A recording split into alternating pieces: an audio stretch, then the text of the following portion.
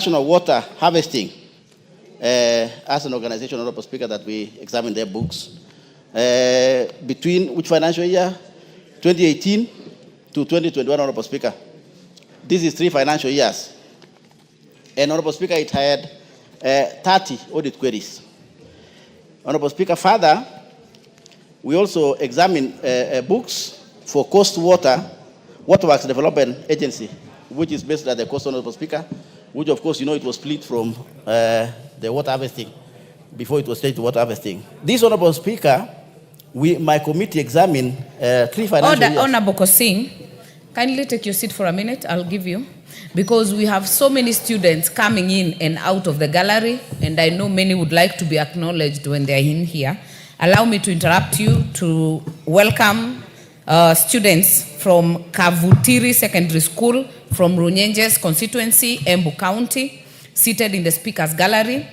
Father Joseph Oucho Girls, Nyaribari Masaba, Kisii County, seated also in the Speaker's Gallery. And in the public gallery, Kirimega Primary School from Madioya constituency, Muranga County, and the Longo Primary School from Narok West, Narok County. On behalf of the House, we welcome all the students in the House to observe the proceedings. Honorable Kosing, kindly proceed. Thank you, Honorable Speaker, for also recognizing our children. You know, you're a good mother, I'm told. You know. Thank you, Honorable Speaker. And I was saying the second state agency, we examined their books, is or was Coast Waterworks Development Agency, which we did a total of 3 financial years between 2018 and 2021, which had a total of 35 audit queries. Honorable Speaker, we proceeded, Honorable Speaker, to Geothermal Development Agency, which is GDC. We did for them 3 financial years with a total of 26 audit queries. Further, Honorable Speaker, we also did Kenya Pipelines Company, 2 financial years, 2021 to 2021-2022, Honorable Speaker. Those are 2 financial years, but there are a total of 57 audit queries. It was one of the majority with a lot of audit queries, Honorable Speaker. Speaker, we also did Kenya Maritime Authority, which we did 3 financial years, Honorable Speaker, totaling to 41 audit queries. After concluding that, Honorable Speaker, we also went further to Kenya Railways Corporation. And for them, we did 3 financial years with a total of 27 audit queries. In this report, Honorable Speaker, we have concluded this report, which is before you and before the House, with Information and Communication Authority, ICTA, which is, Honorable Speaker, to be ICT board, so the members can be able to follow. Honorable Speaker, we did for them 3 financial years, which had a total of 26 audit queries.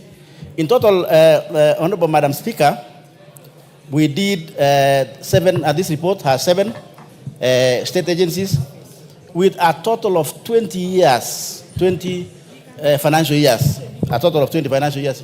Speaker, you can imagine that, Honorable Madam Speaker. And audit queries, 242 audit queries that went through. So, Honorable Speaker, what did we find out? I want to share with Honorable Member, of course it's in the committee, but I want to do like a cross-cutting. I want to do a cross-cutting issues, Honorable Speaker, for the benefit of the House and the benefit of the membership. And let me go back, Honorable Speaker, that gives you a total of 20 financial years, you can imagine, with all more than about 250 audit queries. In summary, or major issues, which we might call important issue, of course, with all those audit queries, like for example now, national water. Honorable Speaker, what became of serious concern in national water, Honorable Speaker, is undisclosed and long outstanding loans in this national water, Honorable Speaker. And this relates to 3 loans obtained through subsidiary agreements with the government of Kenya to finance specific water infrastructure, Honorable Speaker. the Auditor General found out that there was a problem there in that audit, and this is National Water and Harvesting Authority, Honorable Speaker. Number two, it was also relating, most audit queries in this organization related to delays and escalating costs in construction, specifically of a dam called Muruny Water Dam, Honorable Speaker, which is in my constituency. Honorable Speaker, in those cross-cutting audit queries, what did the committee recommend in those audit queries? Number one, Honorable Speaker, the committee recommended, particularly for the escalation of costs and delays of Muruny Water, Honorable Speaker, the committee recommended for a special audit of this project so that the underlying issues can be established. Why there's escalating costs in that project, why there's long overdue delays that the people of Kenya in that part of the world are not enjoying this water. It is long overdue, Honorable Speaker. And therefore, there are serious questions that need to be established within that. And therefore, the committee, Honorable Speaker, is recommending that that water project need to be re-audited. So we are ordering and we are recommending, Honorable Speaker, for special audit. In the undisclosed loans, these matters of unexpected between NWASHA and Water Works Development Agency by formally escalating to the national and county governments. And then the Speaker, we have a proposal on these loans. There's a lot of loans that were taken by National Water and many other agencies. And Honorable Speaker, the people of Kenya are paying for that loan. And yet some people are drinking the water without paying. And I'll give you that recommendation in the second agency we did audit, Honorable Speaker, which has the same related issues of this loan, which is Coast Water Development Agency. What happened, Honorable Speaker, the committee found two issues in that one, which are fundamental, which we want to bring before you and the House to make a resolution. Number one, Speaker, we found out that in that organization, the issue of property, plant, and equipment had no ownership. They have lost everything. The land which they had, Honorable Speaker, no documents they did, particularly in Coast, they have lost all the land. And they're waiting. They're doing nothing. Number two, Honorable Speaker, we also realized in that organization that they took a loan, which of course the loan which I was mentioning earlier from National Water, they inherited that loan and they're not paying. So the Auditor General is saying, then Kenyans are losing money through Coast Water Development Authority, and yet they are not paying their part of the loan to national government or national treasury, so that national treasury pays the loan to the international community, Honorable Speaker.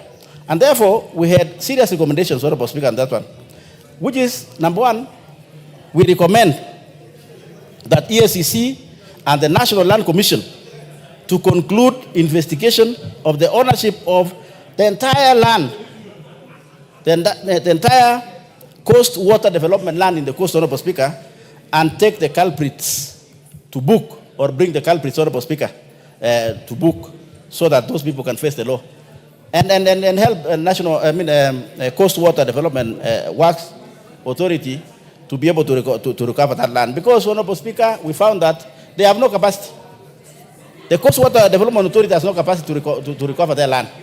Their lands have gone, maybe to big fish, but we needed now EACC and National Land Commission, particularly EACC, to intervene and investigate and bring this matter to book, so that the land that is the Coast Water Development Authority land, Honorable Speaker, can be brought back. It used to have a lot of land. We went to Coast ourselves, we visited them, and we realized that they have no land. On the issue of the loan, which they took from National Water, and they are not paying, we also interviewed, and we had interrogation and consultation with National Treasury, Honorable Speaker. We realized that National Treasury is paying that loan like normal loan. And something that got attention of the committee, Honorable Speaker, is that National Treasury is paying that loan using our taxes. But the loan did not just come in this country for nothing. It came to do something, which is what? Which is build the water dams and the water projects. We also realize, Honorable Speaker, that Kenyans somewhere else are enjoying this water. They are paying the water to water agencies down there, and the water agencies are not submitting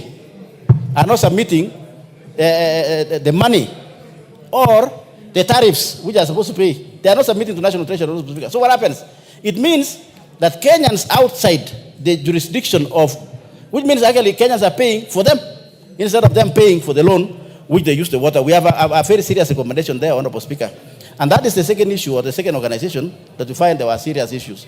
And Honorable Speaker, I think this issue of national water and the coast water, the problems which I have just cited, requires a serious legislative intervention, which I am going to give you from the proposal from my committee when I conclude moving this report. Honorable Speaker, I go to the third organization, which of course it is in my report, or the report of the committee, which is, Honorable Speaker, geothermal, GDC. And what we realized, Honorable Speaker, in GDC, which caught the eye of the Auditor General, and further found its way to a serious interrogation within my committee, is the issue, Honorable Speaker, of long outstanding corporate tax and related penalties, which KRA is slapping on GDC. And it's almost crippling. In fact, Honorable Speaker, I think many Kenyans are now asking themselves, what is GDC and where is GDC? And whether GDC still exists. Honorable Speaker, that's an organization almost which is on its dying bed. Why? Because some of the tax obligation or would-be tax obligation, which is being slapped by KRA, Honorable Speaker, is almost bringing the organization down. We realized, Honorable Speaker, and we brought in also National Treasury. We spoke with them. There's a problem, Honorable Speaker, because they are almost taking each other to court.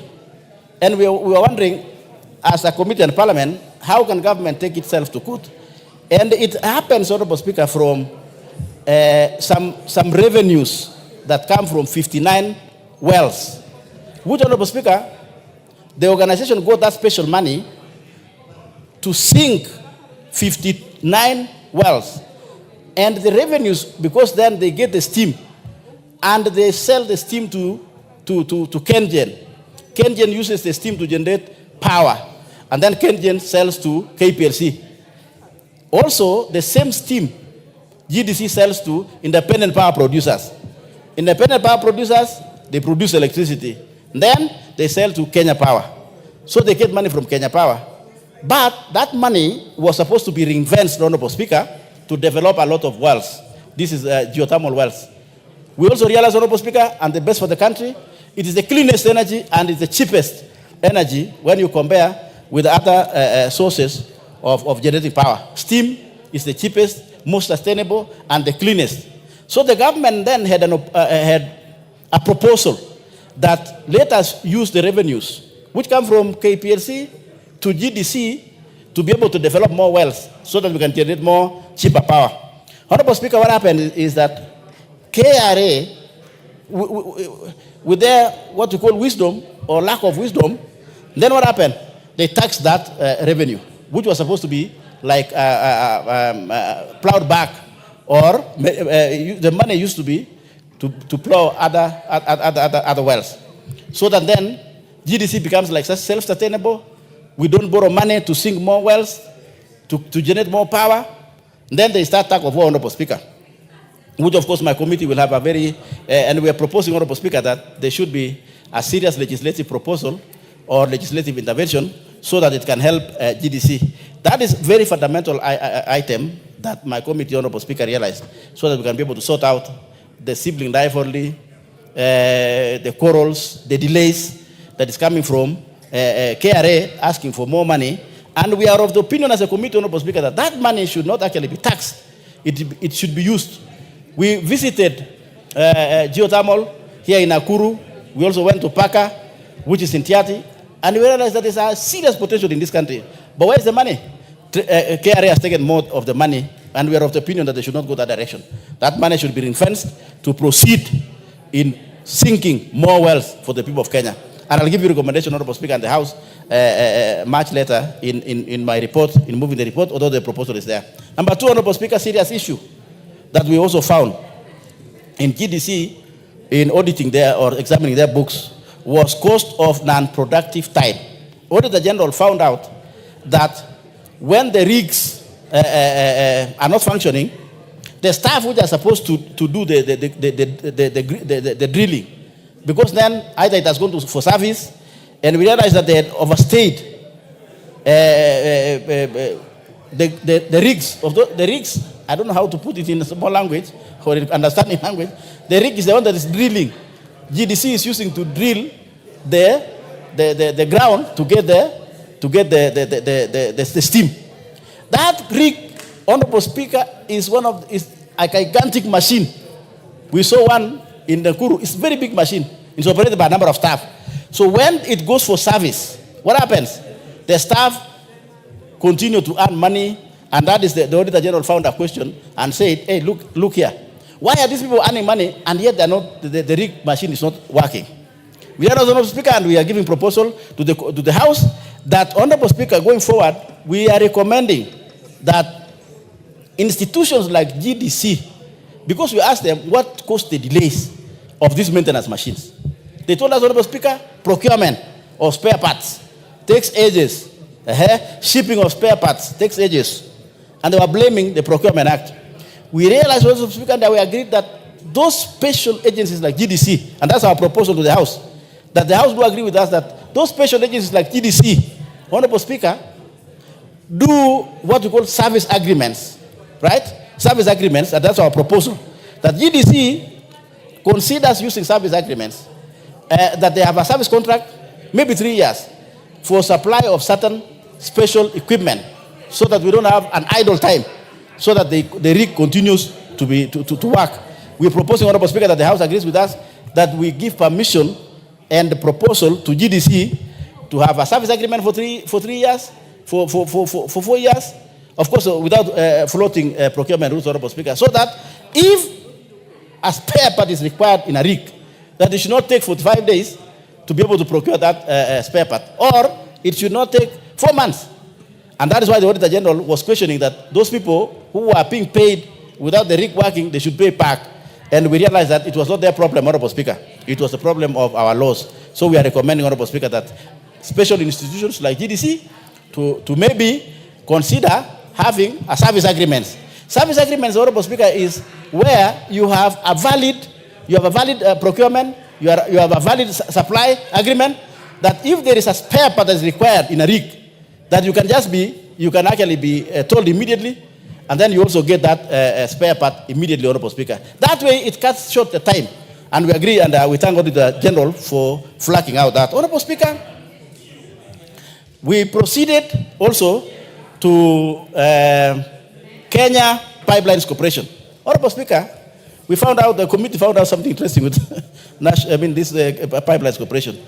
And of course, a number of audit queries are there. There are two financial years, 57. Out of that, Honorable Speaker, what caught the attention of the committee is irregular disposal of company land. Honorable Speaker, irregular disposal of company land. The land was acquired and it was sold on like a throwaway price. And therefore, Speaker, the committee found in its own wisdom that the accounting officer should take responsibility of disposing up the land, and we are of the opinion that ESCC should investigate that land, Honorable Speaker, or the disposal of that land, which in my committee's view and observation, that it was sold in a throwaway price, like there was some understanding. Yeah, maybe the buyers were insiders, and therefore they would just agree and say, so we are recommending, Honorable Speaker, that anti-corruption takes up that matter. Further, Honorable Speaker, in the same organization is the issue of land without titles. Honorable Kosing, you'll pardon me, but for reasons I had explained earlier, kindly allow me to recognize, because today is quite a heavy traffic for our students, given that it's a closing day and closing week. Allow me to welcome the students that have come to our gallery. In the speakers gallery, we have Doldol Boys Secondary School from Laikipia North constituency, Laikipia County.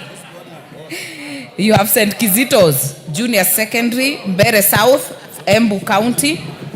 We have Ngenia Comprehensive, Laikipia North, Laikipia County. And in the public gallery, we have Bikeke Primary School, Kiminini, Trans Nzoia County.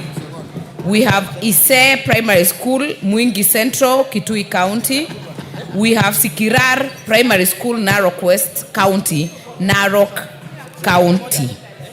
Allow me, Honorable Kosing, because you have a whole 40 minutes to go, and I know you can exhaust, allow me to indulge Honorable Sarah Paulata of Laikipia North to welcome the students on our behalf in 1 minute. Thank you, Madam Speaker. Madam Speaker, I take this opportunity on behalf of all the members whose students are visiting to welcome them. Madam Speaker, I will proudly say I am an old student of Doldol Boys.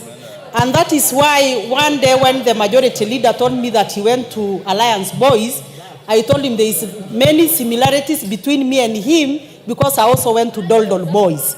And Madam Speaker, despite the fact that these students took a very long, bumpy and rough ride to arrive to Nairobi, I want to tell them that the hardship they come from should not limit their potential. Madam Speaker, and I also want to take this time to say, I'm sure when these students came past Nanyuki, they wondered whether this is the same Kenya they come from because of the state of the roads. So I would urge this House, I would urge the leadership of this country to make Laikipia North look like the rest of Kenya. I wish them a safe travel back home, and I want to urge them to work hard and do not let the challenges, do not let the challenges mismanage you. You can be anything you want to be, from Doldol to National Assembly. Very well. You will tell us in another sitting how you are an old girl of Doldol Boys.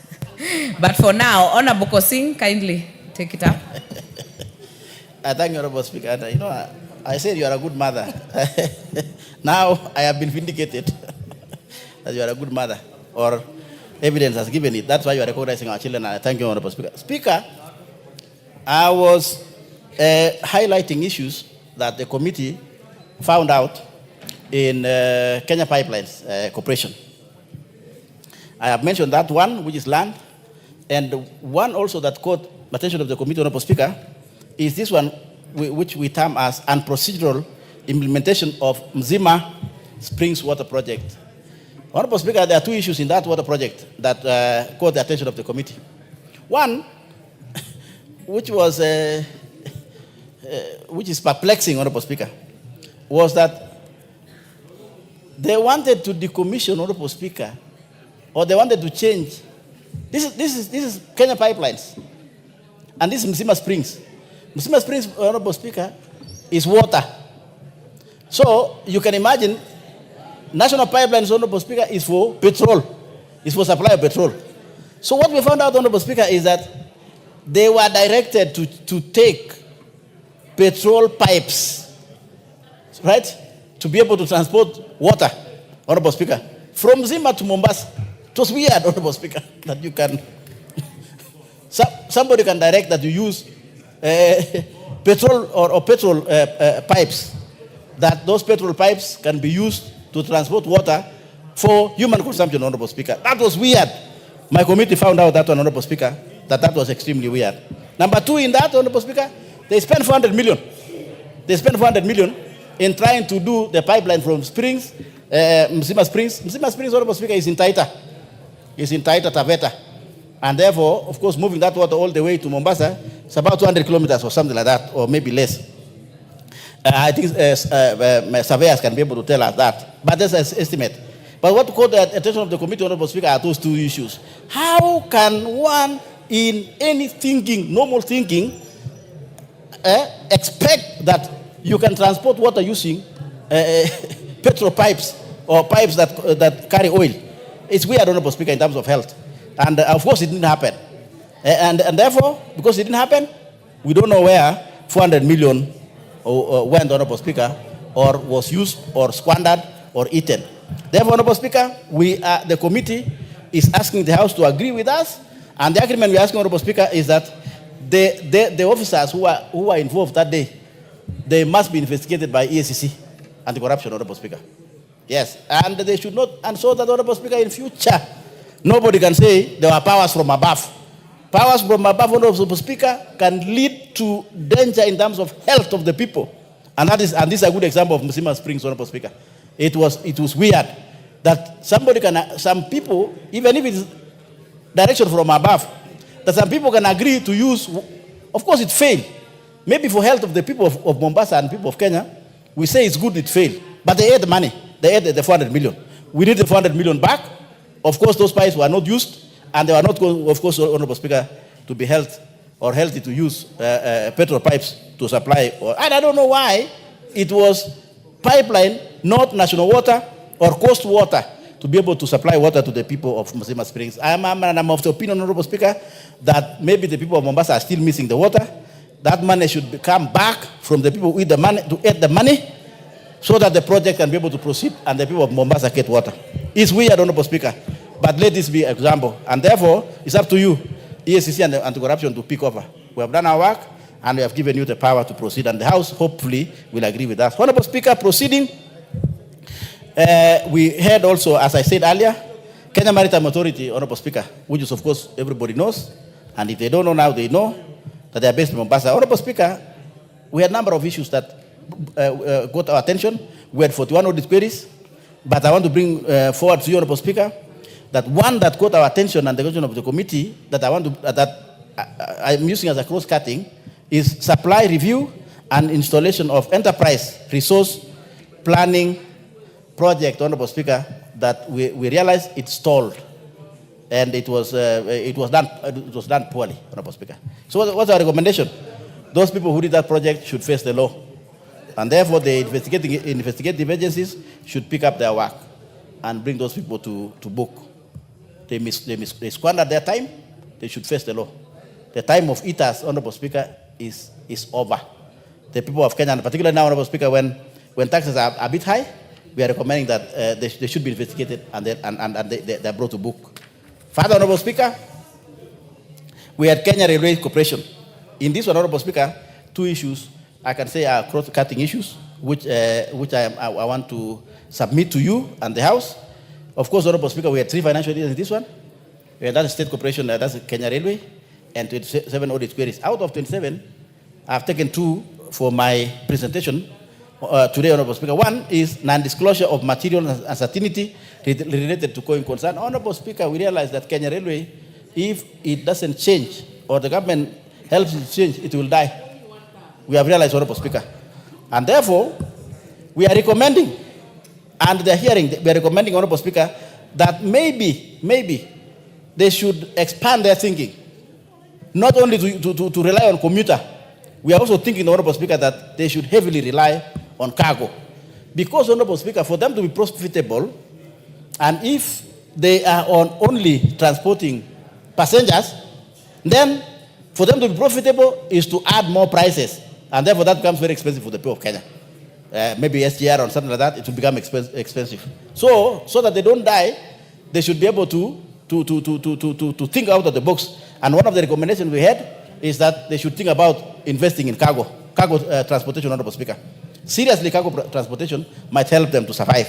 If they don't do that, Honorable Speaker, then they are on their way to exit in this country.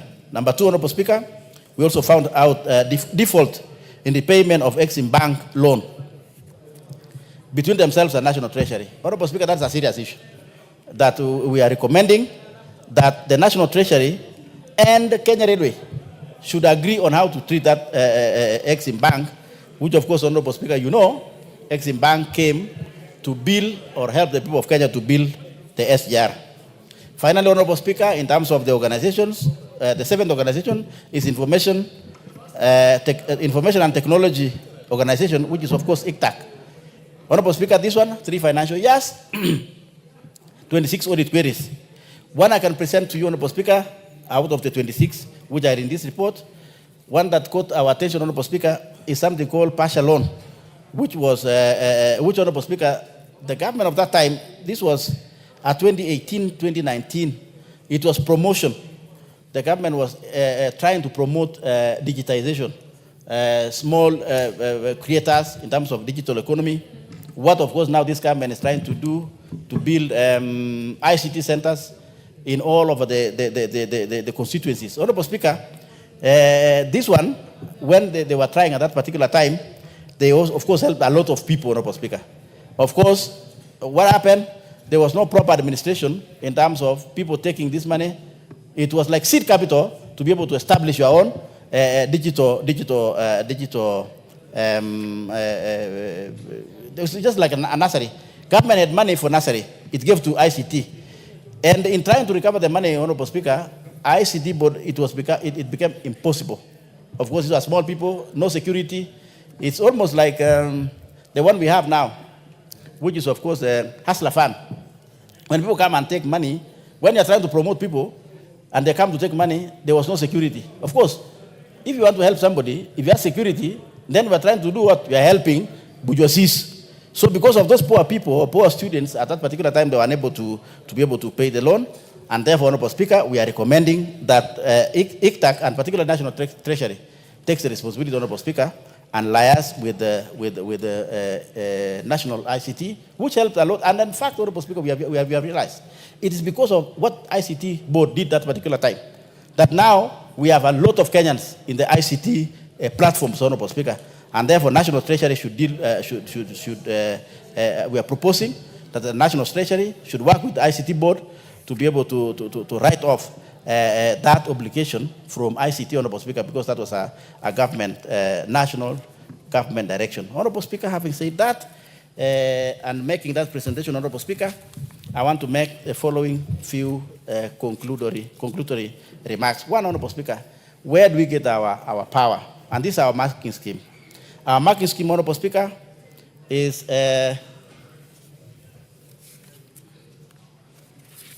Honorable Speaker, our marking scheme, that is what guided my committee. And I want to thank my colleagues. But what guided our committee, Honorable Speaker, is Article 201, Honorable Speaker, of the Constitution. Of course, and this is a constitutional item. Article 201, Honorable Speaker, what is it saying? It's saying that we should spend our money in responsible financial management and clear fiscal reporting. We are trying to look at that and saying these institutions which we are auditing, did they follow Article 201 of the Constitution, Honorable Speaker, specifically the items which I've told you? Honorable Speaker, we are also using Article 226 of the Constitution in mirroring and in doing our work or examining these books. And I want to say this, Honorable Speaker, for record purposes and also to emphasize our point as a committee.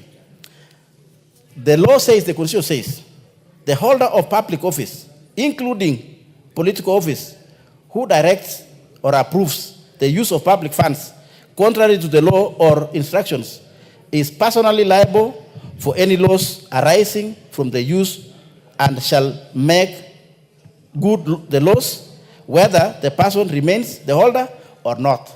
Honorable Speaker, so that the recommendation which I have just said, Honorable Speaker, earlier, nobody will say those are personal recommendations, Honorable Speaker, or that maybe the committee were very annoyed against some people. No, Honorable Speaker. The law, it is the law. It's Article 226, Honorable Speaker. Further, it says the accounting officer of national public entity is accountable to the National Assembly for its financial management. And that's why we are presenting this report, Honorable Speaker, so that they should know. This is not our own imaginations.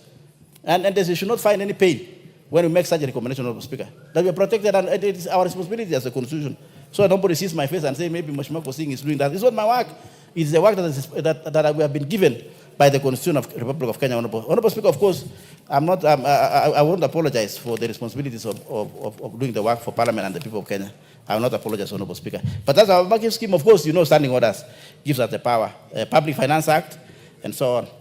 Finally, Honorable Speaker, we are of the opinion, Honorable Speaker, that we are recommending legislative proposals that can cure some of the problems we had. For example, the problem of the war between GDC and KRA.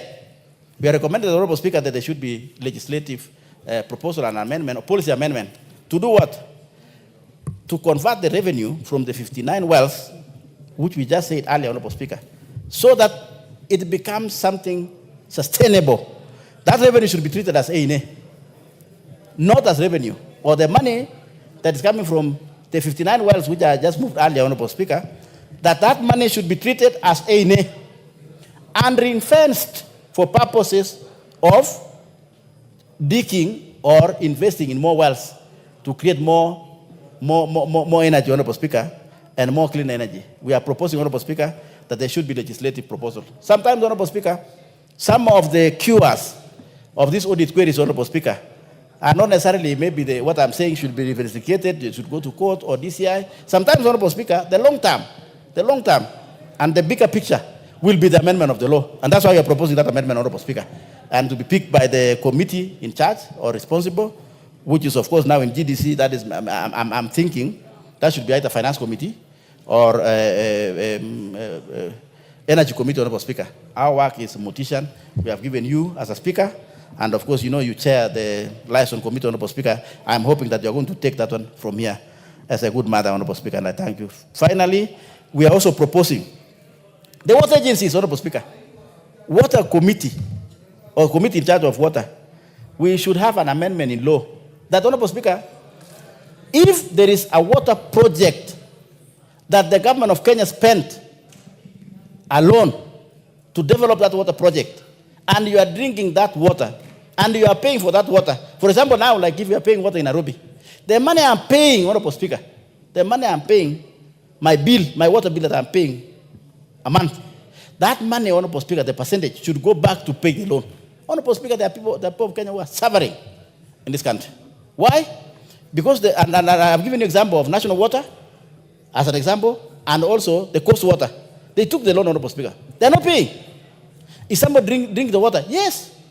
Some people are drinking the water that was developed by Coast Water Authority. And are they paying? Yes. So who's eating the money? It's either at the county level or those we call service providers, water. There are some small bodies down there called some water service providers, Honorable Speaker. Those are the guys who are eating the money in terms of salaries, buying cars. They are not paying the loan. So who is paying the loan? It's you and me. So if somebody, for example, is drinking water in Mombasa, and somebody in Kisumu is paying for that water in Mombasa, that somebody in Kisumu is not drinking the water. So what's the larger picture? The larger picture is that somebody drinking that water in coast should pay for the loan, so that loan can be used one time to build the water in Kisumu, or in Mandera, or in Kapenguria, or Lodwar. That should be a serious issue in this House, Honorable Speaker, that the House should pick to amend the law, to make it mandatory that if you are drinking water that the people of Kenya spend to borrow money, you should pay for that loan, Honorable Speaker. What's happening at the moment? Nothing. So who's paying? National Treasury. From what? From our money. That, Honorable Speaker, my committee found it unfair. And that's why we are very strongly pleading with the House, Honorable Speaker, through yourself, that this should be considered going forward, Honorable Speaker. And with those many remarks, Honorable Speaker, I thank my committee. I have a very able committee, Honorable Speaker. Very able committee. And why am I saying that? Because, Honorable Speaker, this is my first time to chair and even sit in audit committees. You know, Honorable Speaker, the last parliament I was chairman of roads and transport. That was an easier one. And before that, my first time in Parliament 2011, I was in Defense and Foreign Relations. This Honorable Speaker, we sit almost the whole day. And I thank honorable members who come and sit in this committee. Morticians. Can you imagine, Honorable Speaker, we are auditing things of 2018 when you and I were just in Parliament. No, you are in Senate, I remember. And I advise you to come to National Assembly. I told you, Senate is not your house, Honorable Speaker, this is your house. And you had to me. So I was your consultant. So I'll bring you a bill next week so that you pay your consultant properly. And the Auditor General will audit you. Honorable Speaker, in those few remarks, Honorable Speaker, I thank you, but I thank my committee. Honorable members, I thank you, Honorable Committee, and also Clerk's Office, and for writing this report, Honorable Speaker. We sit almost the whole day.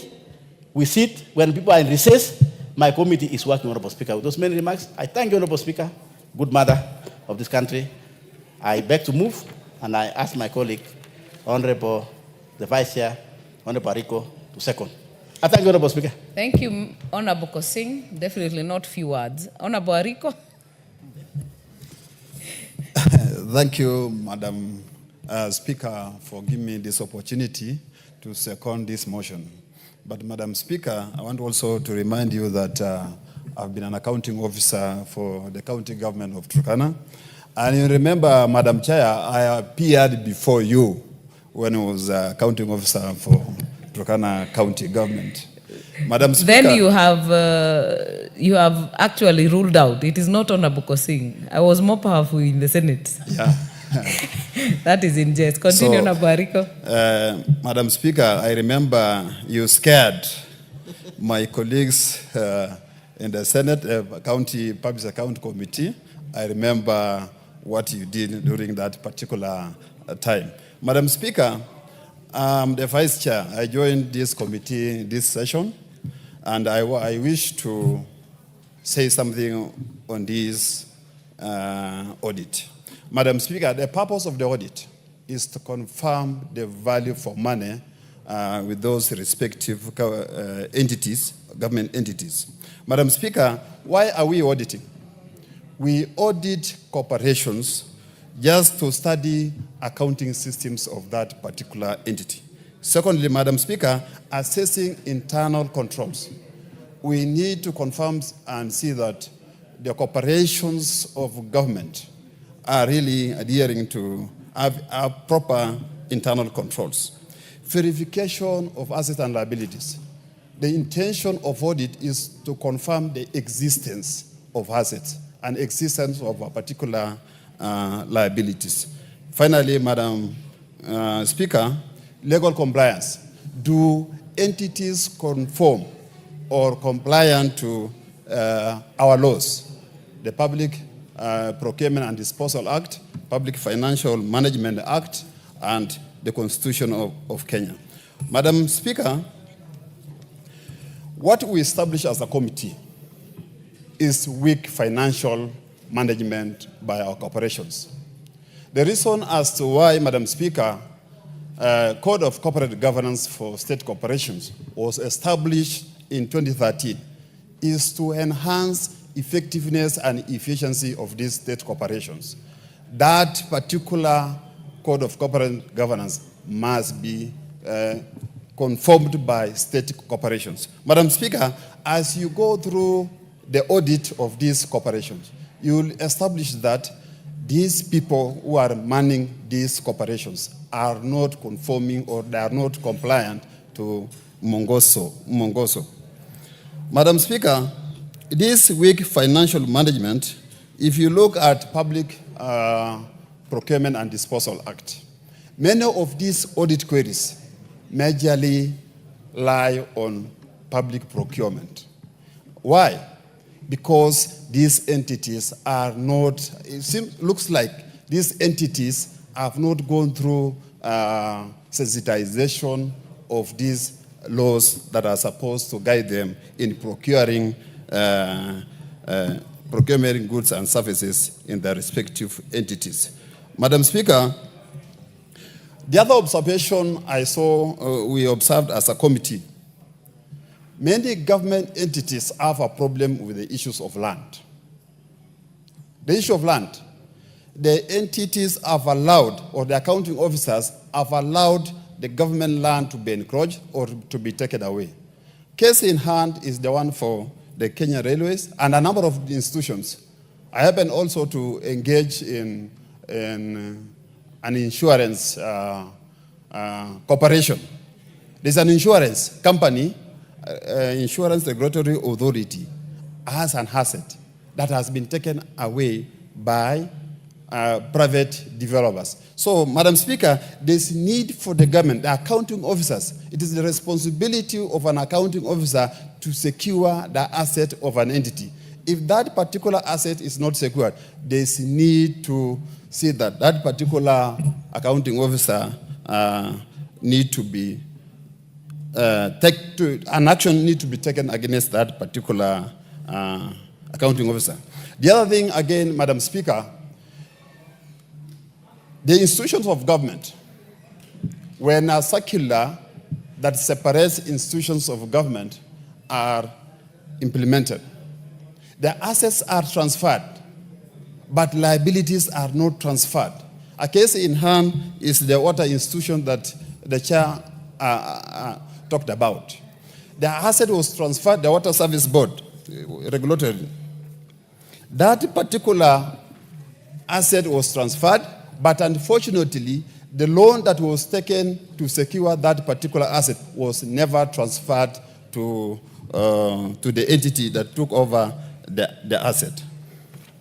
Madam Speaker, the committee has made recommendation. The reason as to why the committee is there, the committee has to observe all the happenings of that particular institution, and especially what has been highlighted by the auditor. And we've made recommendation, and those recommendations, Madam Speaker, need to be observed. The particular committee that need to follow up, the committee on implementation, is it the committee of implementation, has to take action to see that necessary actions have been taken by responsible institution to see that actions have been taken as recommended by the committee. The issues of disclosures in our financial statements, Madam Speaker. Entities are not disclosing material aspects of the institutions. And it is envisaged in international accounting standard, there is a need for institution to make some disclosures. And some of these entities are not making those disclosures. Going to GDC. GDC has secured a lot of assets, equipments, the rigs that the chair talked about. Those rigs are not being utilized. Almost 60% of those machines are idle, Madam Speaker. So there's necessary action to be taken against those particular officers for acquiring assets that are not going to be utilized by the government. Madam Speaker, I second.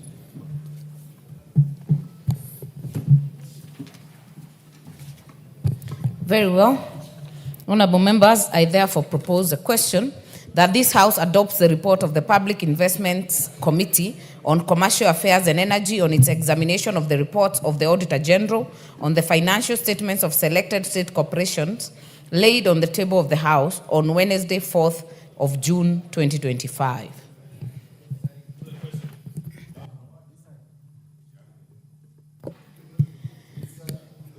I am not sure the members indicated here want to speak to this. Honorable Mulanya? Not here. Honorable Muliungi? Not on this. Honorable Kainan? Thank you, Madam Speaker. Madam Speaker, this is a very critical committee. As the chairman emeritus, fondly, one of the things that I remember when the framers of the current standing orders, like the late Honorable Anyona, the Honorable James Agri Orengo, and Governor Anyang Yong, came up with the standing orders, actually one of its first in the region, to come up with a special committee called the Public Investment Committee. Then they had three things in mind. First, create an entity, a quasi-government entity, that will operate like a business entity, though owned and fully funded by the taxpayers, in order to ensure that there is value for money in every transaction that they undertake. Madam Speaker, over the years we have amended our standing orders and divided the committee into three groups, and the most prominent of which is the Public Investment Committee on Commercial Affairs and Energy, Madam Speaker. Madam Speaker,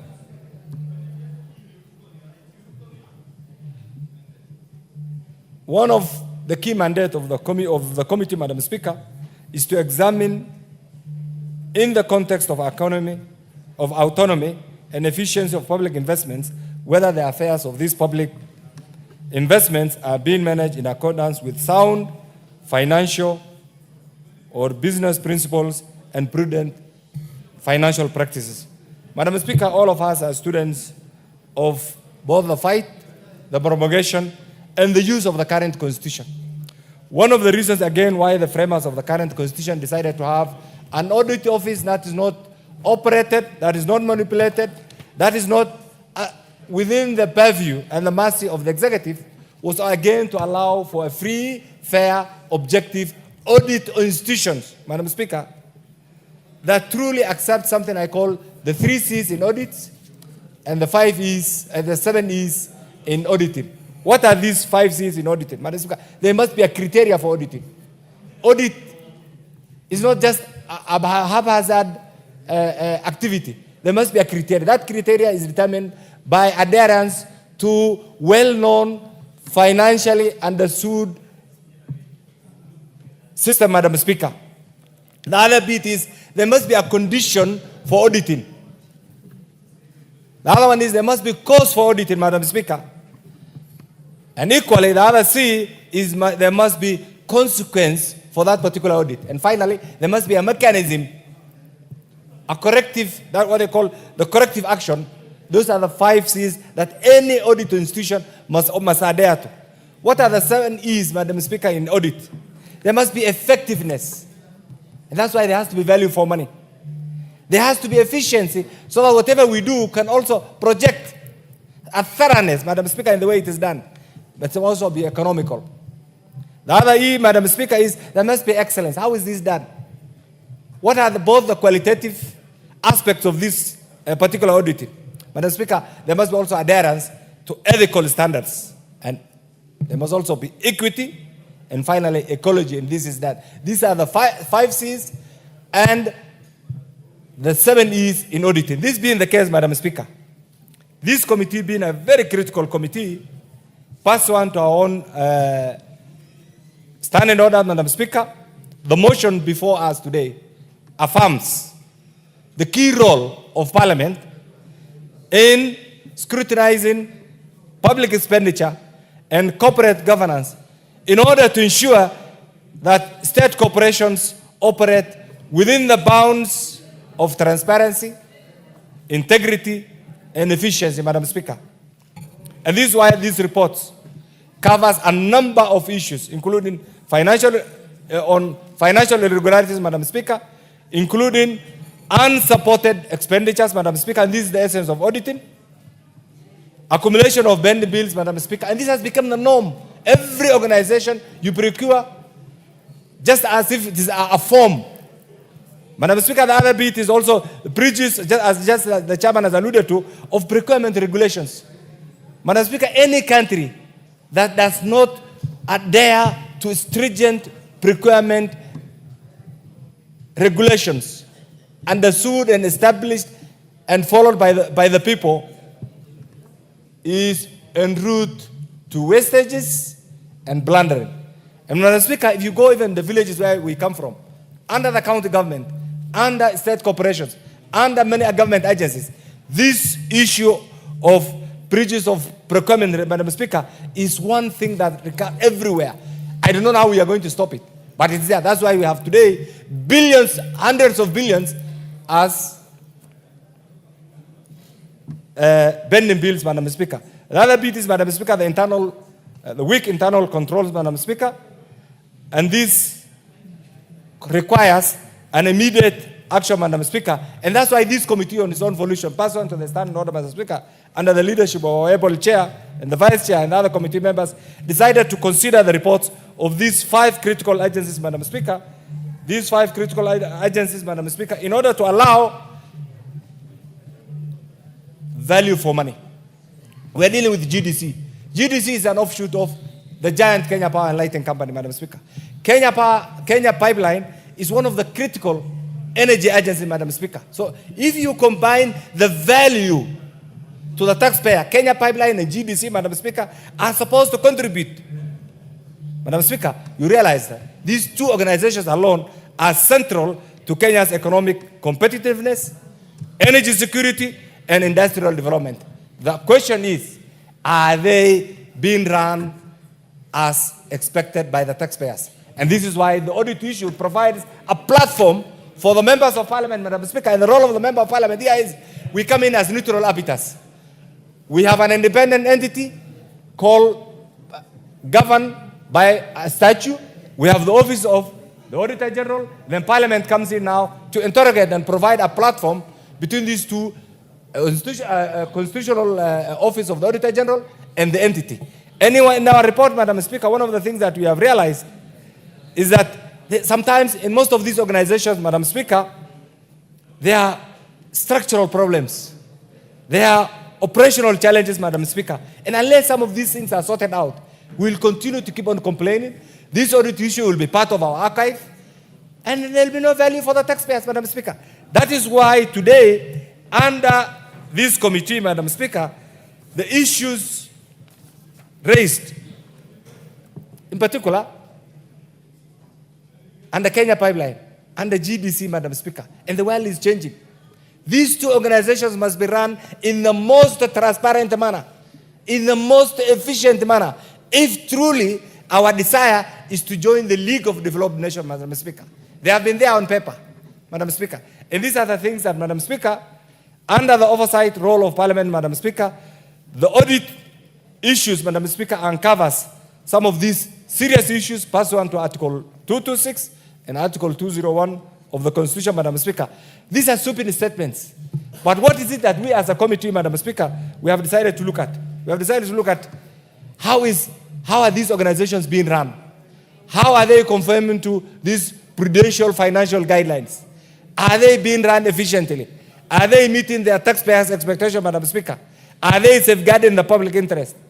And Madam Speaker, one of the things that we have also come across is under this organization, Madam Speaker, and it's not limited to this, there's need to critically study their systems, how they are being run.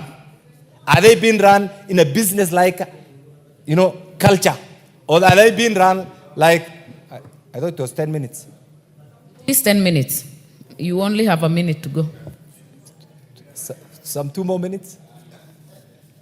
Honorable Kainan, you're negotiating before your time even has lapsed. You have, okay, yeah, Madam. wind up in 2 minutes. Okay, Madam Speaker, some of the gaps that we found out is the audit timeline. It takes too long before the committee is seized off with the audit report. This must be reduced, Madam Speaker, because it takes several years before the committee actually is seized off with the report, Madam Speaker. The other bit that we also found out is weak implementation of the recommendation. And this is why for those of us who are in this parliament, including yourself, we purposely formed a committee called the Implementation Committee. That committee must be active. That committee must be seized off with all recommendations of this House, Madam Speaker. And that bit is lacking. I am yet to see in the last 3 years, Madam Speaker, a report generated by the Implementation Committee will be challenging them.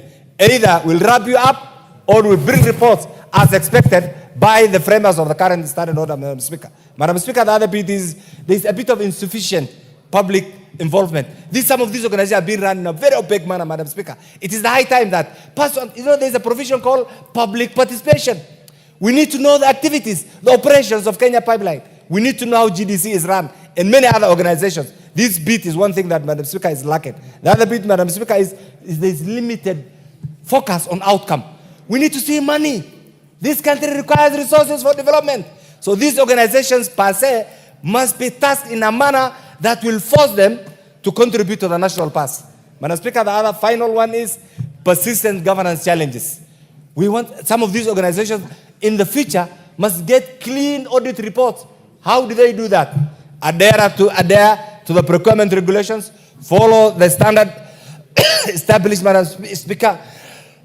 And finally, there are prudential guidelines. Those prudential guidelines, Madam Speaker, must all contribute to the running of those organizations. I commend the committee members and the chair and the leadership, but in future, let's work very hard so that the audit reports get to the committee within the shortest time possible. I support. Very well. Member for Marakwet West, Honorable Troitich.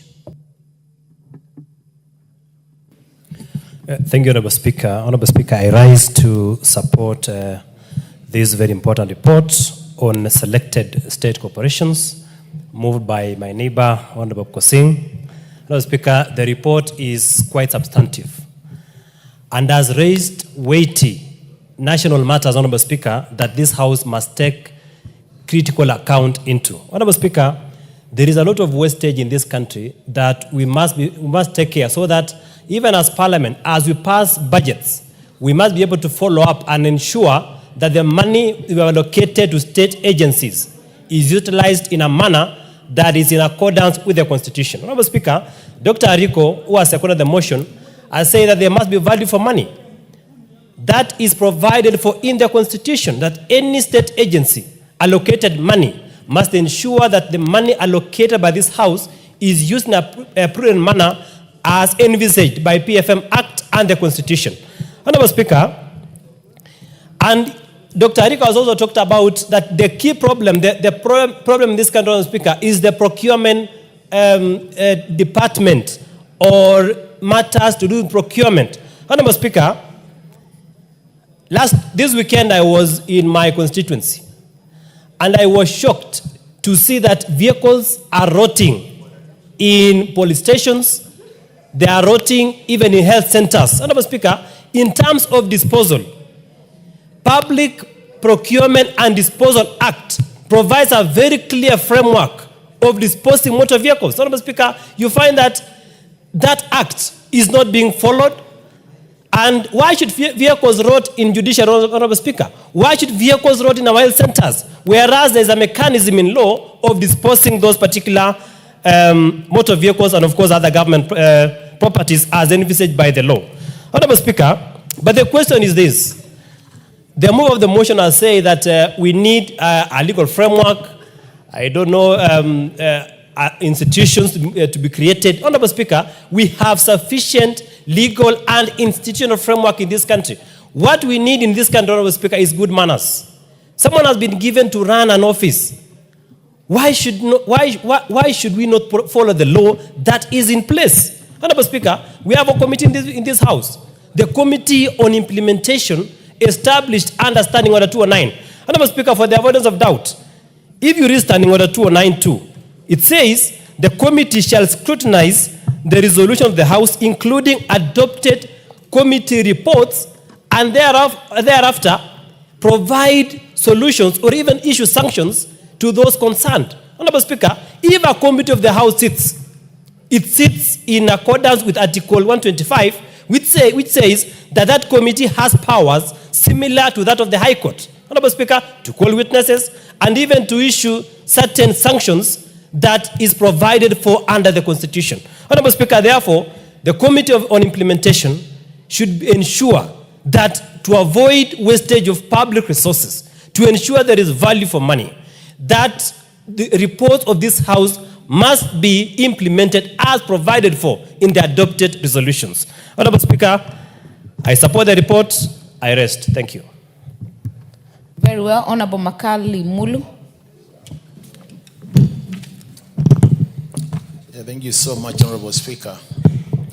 Honorable Speaker, I want to start by appreciating the committee, the PIC Committee on Commercial Entities, Honorable Speaker, for this good report.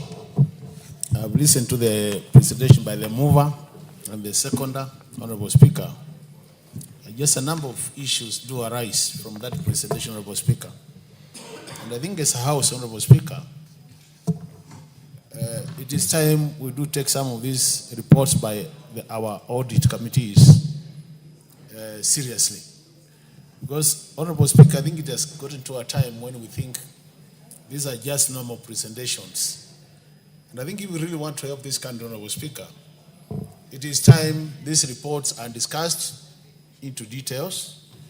It is time to make sure that the recommendations of these reports are implemented up to the letter. What am I saying, Honorable Speaker? Honorable Speaker, I'm saying this House, as a committee called Implementation Committee, which is supposed to be following up on some of these recommendations, Honorable Speaker. But Honorable Speaker, you realize that very little is done after the reports are discussed in this House. And that's where we are really, as a House, not doing our work as expected, Honorable Speaker. Honorable Speaker, let's look at the issue of the timing of the reports. The Honorable Chair of this committee has indicated they are discussing reports of around 2018, Honorable Speaker.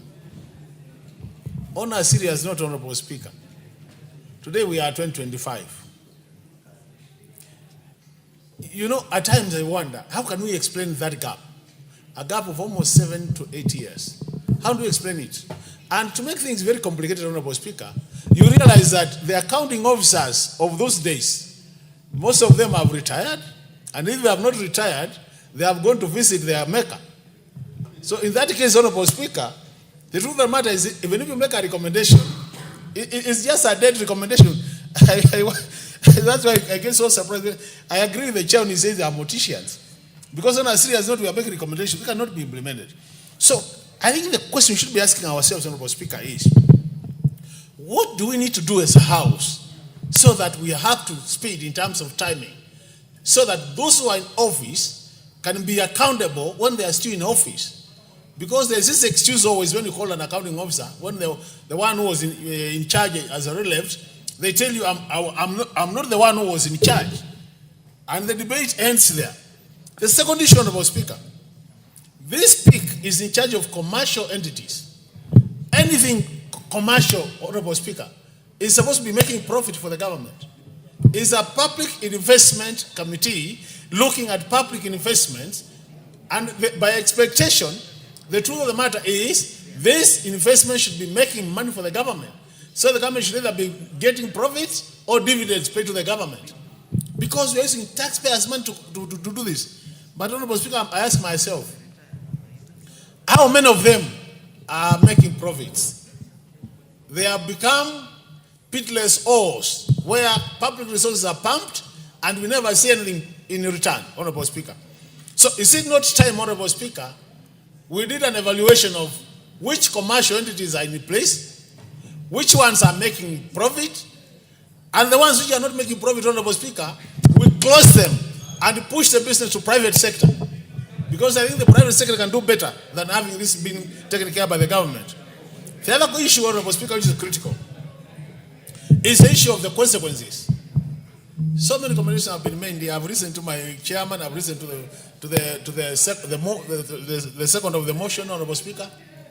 But the question is, do we have any sanctions for those who are not adhering to the rules? Honorable Speaker, this House passed an act called Public Finance Management Act. This House has an act by the name Public Procurement and Disposal Act. This act has many other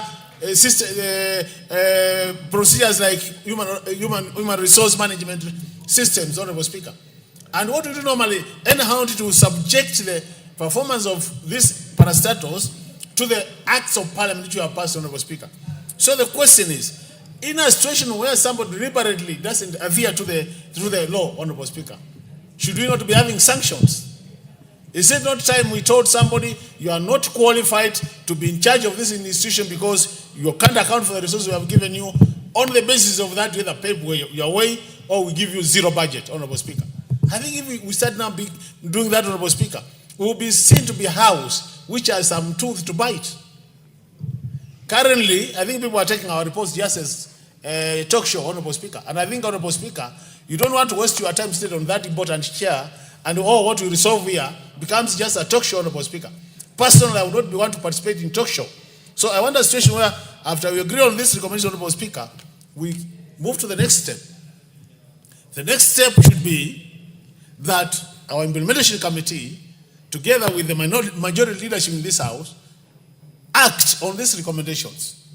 The other matter, Honorable Speaker, which I think is important, is for all these reports we discuss in this House, what lessons do we learn from the lessons learned? Do we ever learn any lessons so that we can say, Honorable Speaker, we have learned this lesson, and on the basis of this lesson, we change our tactic in terms of looking at this report? Because having been a monitoring and evaluation specialist, Speaker, before my earlier life, any lessons you learn from any activity, you are supposed to act on those lessons learned so that as a result of the lessons learned, Honorable Speaker, you improve your performance. Are we improving the performance of our commercial entities as a result of this report? Or is it a situation where we just, at times, Honorable Speaker, you feel so bad? This chair has reported they sit from morning to evening every day. Can you imagine sitting from morning to evening every day for a month or 2 months, and at the end of the day, your report just goes to the shelves? It is very discouraging. So, Honorable Speaker, I really want to recommend, as I support this report, I think as a House, we need serious to say now, enough is enough, and take these audit reports seriously, starting with the PAC reports, and take all the PIC reports, because now we have different PICs, Honorable Speaker, and reports of the special audit committees, because they're also there. I can see my friend, the Honorable Mulyungi, who is one of them. We need to take these reports, all of them, seriously, Honorable Speaker, and implement them, and be seen to have a tooth which bites, Honorable Speaker. And otherwise, we are just wasting our time here, Honorable Speaker, and we are wasting the taxpayers' money, And I think really we can have better things to do if we cannot implement these reports. So my final comment, Honorable Speaker, as I see it, is that these audit reports is time we tied them to our planning. It is time we tied them to our budgeting. It is time people face the music by not adhering to agreed laws and regulations. I submit, Honorable Speaker, and I support. Honorable Chanda. Thank you, Madam Speaker. Madam Speaker, as I rise to contribute to this, let me recognize the chair who was once my student somewhere. And where he has missed, I want to tell him that learning doesn't end. And that's where I want to start from. You know, the committee, in terms of the report that you've given on the issue of selected state corporations, the first thing that we needed to get from the chair and from the committee is how many state corporations do we have, for example, and how many have we selected? What was the criteria of selecting those selected? How many remained? And who is going to examine those that have remained? I hope my student is listening. So this is something that is missing. Because as that happens, we may realize and we may recognize that there are many, many, many state corporations that by the end of the day, this parliament does know their operations. And it is important that it's looked at. On that consideration again, the committee has looked at, for example, railways. And there are 26 audit queries. The committee has chosen only to look at 2. Who else to look at the other 24? Again, my student needs to look at this afresh. So that we are very clear in terms of that our committee is doing a good job and we are watchful in terms of what the state corporations are doing and moving on. Other than that, Madam Chair, there's the issue of the implementation. I think it's a procedural matter. There are these recommendations that the committee has come up with very well, including EACT to come in to investigate and stuff like that. You see, between this report and the implementation committee's action, there's supposed to be 6 months. That's what we have in our standing order. Though the implementation has 6 months. Now, who is tracking this? That after 6 months, the implementation committee procedurally gets these recommendations and to follow them up. If you say EACC you recommend that EACC to move in and whatever, it means that some office in this house must move EACC within the 6 months. So that when the implementation committee comes after 6 months, there's a very clear way, a clear order in terms of how the recommendations have moved and how actions have been moved also. I think this is what we are lacking here. And if we continue lacking it, it's going to be a big problem in the issue of even the implementation committee. Because I think they're also trying to do the same thing that maybe some of the committees are doing. They're also selecting. And when they select, you may realize that important ones get to remain. Like now, the recommendation that we have from this committee. So if the implementation committee again, and remember the time lapse, time that goes in between the 6 months is not a short time. Chances that some of these things will remain not looked at very many times are very high. So, Madam Speaker, that's something that I think was important, that as a House, we need to look at that procedure again, even when it comes to the issue of looking at the standing orders again. That where do we reposit? Where do we reposit these recommendations? And who moves those recommendations to the entities that are supposed to action the recommendations? And what happens? At what stage do those entities report back to Parliament whether they have acted or not, so that the implementation committee picks it up? I think these are the areas that if we clean out, some of these things may work out. But remember, they are definitely like Mheshimiwa Daktari has mentioned here. We are investing in these state corporations. Some are supposed to be making money. Where do they take the money that they make? How come that at the level of the budget, we hardly see that there are also some incomes from what we call our state corporations? I think this is really a problem. The final one that I wanted to bring, Madam Chair, and I think Chair of the committee listens to this, there's a general and a bigger problem on the issue of public land. The Constitution tells us that it is the National Land Commission that is invested with the powers to look at the issues of public land. If you critically look at what we are doing, including what the state corporations are doing, a more serious one is the railways. In as much as we are saying railways may run down, railways is the one one of the state corporations that has a lot of money to pay land. In as much as they are losing their land, sometimes not in a manner that we know, but they are the ones who are also paying a lot of money in terms of new purchases of land.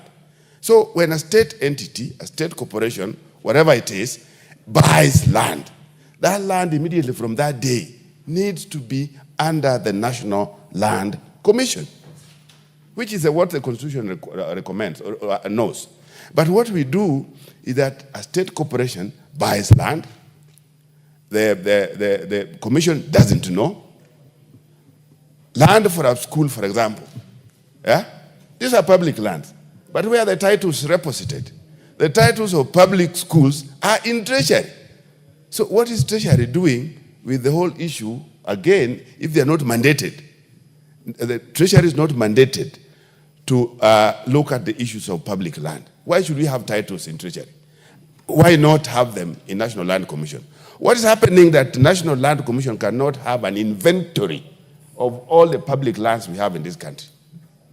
Because immediately we are haphazard, we'll keep losing them, and then all manner of complaints will be coming in left and right. So, Madam Speaker, those are some of the things I wanted to look at, but it is important, it's very critical that when the committee picks or selects a few state corporations to examine, they need to tell us how many are remaining, such that those that are remaining, we get to know who else is going to examine them. Who else will examine them, so that Parliament is able to get to know what exactly is happening. Thank you, Madam Speaker.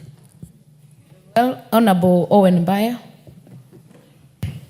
Thank you very much, Honorable Speaker. Honorable Speaker, it's my pleasure really to contribute to this report, and I want to support the recommendations made by the committee on this audit report. Honorable Speaker, I heard the Honorable Singh say certain very interesting things, good things actually, about how we must run our state corporations. State corporations that are very important in managing the day-to-day lives of people. For example, the Coast to Water Services, which is now the Coast to Water Works Services Board, which is mandated to ensure that it provides water to the coast region. But what I have heard, Honorable Speaker, and the picture that is there, we always hear that the Coast to Water Works Services Board does not have funds such that they cannot implement new projects, they cannot pay suppliers, they cannot pay many people, including pay electricity bill, such that water is disconnected by Kenya Power. But what I have heard, Honorable Speaker, from the Honorable Senior Posing, is that they have done some very many and good things so that they have very many audit queries. I want to assure you, Posing, that we will not just allow this audit report to just lie here in Parliament. We must pursue it because it is justice for the people of Coast. If somebody is misusing resources, misusing funds, taking loans which they are not even able to do anything with, and they attract interest, and the people of Kenya through their taxes have to pay those loans, and yet that same organization is in the red, Honorable Speaker, that is gross misuse of opportunity to lead an organization. Gross misuse, Honorable Speaker. And if these board members that we give opportunities to serve do not do anything to rescue organizations, they only sit there to get per diems, to get allowances, but they do not do anything in terms of governance to restructure organizations so that they can work above board, Honorable Speaker, then why do we appoint those people? Why do we keep them in positions until the expiry of a term? Why do we keep them, Honorable Speaker? We don't. As a government, we need to really look at where our resources going. There is a lot of wastage of resources. But who are these people who are overseeing the wastage?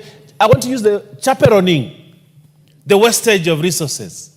Honorable Speaker, because that's what they're doing. They've been put in place instead of looking at how to manage an organization well, to ensure that the organization is taken care of properly, Honorable Speaker. They just sit there and look at wastage and do nothing, Honorable Speaker. Honorable Speaker, this is a report that we do not need to wait for implementation committee to come in and say this has not been done. ESCC must be seized of this report, and the clerks, Member for Nandi Hills, what is out of order? He wants to know the meaning of chaperoning. Madam Speaker, I wanted your guidance because I see there is no quorum in the House. I wanted you to confirm that for us to proceed with this discussion. We will let Honorable Owen finish. What interest does it serve We will you? let Honorable Owen finish. Then we will give guidance. Kitura will teach you a few things. Honorable Owen. Honorable Speaker. Honorable, any member can rise and raise that issue. It's Yes, in the standing yes, orders. yes, Honorable So, Speaker. Honorable Owen, you will finish, then I will actually deal with the issue raised by the member for Nandi. Then you'll allow me to teach him a few lessons. Honorable Speaker, so I want to say this, Honorable Speaker, that I heard also the Kenya pipeline is being mentioned, Honorable Speaker. But before I go to the issue of Kenya pipeline, I heard about the Mzizima pipeline. The Mzizima pipeline, Honorable Hosing talked about the Mzizima pipeline. That the people of Mombasa have waited for so long, many years, to have the Mzizima water reach Mombasa. But there has been a continued delay on ensuring that we have this pipeline because of one excuse after the other. While the people of Mombasa keep on suffering, they stay without water. The water that comes from Zizima pipeline, that should come from Zizima pipeline, Honorable Speaker, serves Kilifi. And actually the person that serves most is the MP for Kaloleni who sits behind there. If this pipeline is actually constructed, it will help ease the problem of water. Probably we will not even need Mwache Dam, which is going to consume billions of shillings. But the water from Zizima, which we actually come to Mombasa through natural gravity, without having to incur a lot of cost, has been delayed. But we have a revelation of why it is being delayed in that report, Honorable Speaker. And this report must be flagged off so that everybody knows where the problem is. When we have a state corporation that is not doing its job, people suffer. The people of Kaloleni suffer. The people of Rabai suffer a lot because of water issues, just because some people who are called Coast Water Services board members are not diligent at their work, Honorable Speaker. And I think this is one of these reports that should be used as an example. And I agree with you, Dr. Ochanda. I agree with you. That we do not have to wait for implementation committee. The 6-month window is enough to arrest, prosecute, and charge people who have been misusing opportunities that have been given to serve the people. We don't have to wait for the implementation committee. The implementation committee should just come and report that the recommendations were implemented, instead of saying the recommendations were not implemented, and then we start another process again. Honorable Speaker, this implementation committee sometimes takes Parliament back many times. You have a report, it comes here, you expect implementation, it is not done. Committee of implementation comes in, takes over, they go again, then the same committee comes in, try to check it again, and then after that, in the next parliament, they want to check the whole thing again. I feel that the committee of implementation sometimes is being misused to actually propagate misuse of public funds. That's what I feel sometimes. Because you have something you bring to this house, like he has done. So somebody is waiting for committee of implementation instead of implementing the recommendation. Then the committee of implementation calls those people, comes back, starts interrogating them afresh again, and tells them that, and then they put another report here to say, prosecute those people. Then they are not prosecuted, then the committee of implementation again comes to pick it again. Honorable Speaker, we are not helping this country. These reports that come to this house must help this country to streamline governance of state corporations. Streamline, let's hear this report from the house say, come to birth on something that they have been dismissed. The head of public service has degazetted committee members because of a report from the House. That's what we want to see. And that is what will give even the morale of these committees to actually table those. So sometimes, Honorable Speaker and proceeding, do not just say that we surcharge or ESCC must investigate. The first step, the first recommendation I want to see personally, Honorable Speaker, is that they must be degazetted. The board members must be degazetted as members. Then investigations can take place. I think that will be an apt. And those members of those corporations, Honorable Speaker, will actually start working, knowing that if Parliament comes, because, Honorable Speaker, a gazette notice is subsidiary legislation. And that subsidiary legislation actually must be approved by Parliament. This Parliament can actually recall that subsidiary legislation, that gazette notice. So instead of just saying ASCC investigates, Honorable Speaker, I think one of the recommendations is that those members must be degazetted if they have led to the loss of money within a state corporation. That will be an important and apt recommendation for the committee, so that actually we make progress. Honorable Speaker, I had the Kenya Pipeline issue. And Honorable Speaker, Kenya Pipeline used to employ so many people in Mombasa. Many families lived, educated, owned houses because they were working in Kenya Pipeline Corporation. The death and collapse of Kenya Pipeline led to the death and collapse of many families, Honorable Speaker, because of misuse, because of mismanagement, because of lack of proper governance structures, Honorable Speaker.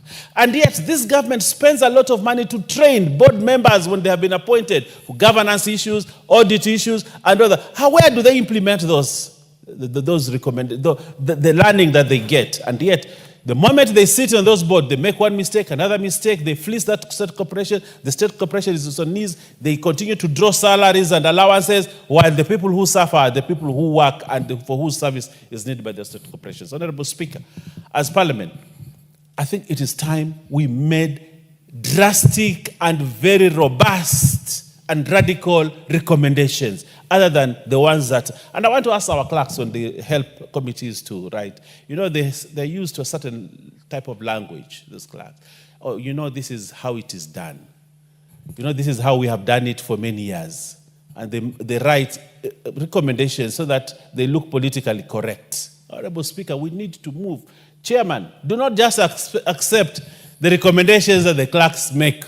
Make your own, radical. Let's radicalize state corporations, Honorable Speaker. We will get results out of them. I thank you, Honorable Speaker. Very well. Honorable members, a member has risen in accordance to Standing Order 35. I will therefore order that the bell be rung for 10 minutes.